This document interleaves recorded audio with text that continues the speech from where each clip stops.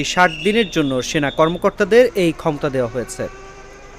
সেনাবাহিনীর নির্বাহী ম্যাজিস্ট্রেটের ক্ষমতাপ্রাপ্ত কর্মকর্তারা ফৌজদারি কার্যবিধির ১৮৯৮-এর ৬৪, ৬৫, ৮৩, ৮৪, ৮৬, ৯৫ এর ২, ১০০, ১০৫, ১০৭, ১০৯, ১১০, ১২৬, ১২৭, ১২৮, ১৩০, ১৩৩ এবং ১৪২ ধারার অপরাধগুলো বিবেচনায় নিতে পারবেন বলে প্রজ্ঞাপনে জানানো হয়েছে। আইনের এসব ধারা অনুযায়ী একজন নির্বাহী ম্যাজিস্ট্রেটের যেসব ক্ষমতা রয়েছে: ধারা ৬৪, ম্যাজিস্ট্রেটের উপস্থিতিতে অপরাধ সংগঠনকারী ব্যক্তিকে গ্রেফতার করার বা গ্রেফতারের নির্দেশ দেওয়ার এবং হেফাজতে রাখার ক্ষমতা। ধারা ৬৫, গ্রেফতার করার ক্ষমতা বা তার উপস্থিতিতে গ্রেফতারের নির্দেশনা যার জন্য তিনি গ্রেফতারি পরোয়ানা জারি করতে পারবেন।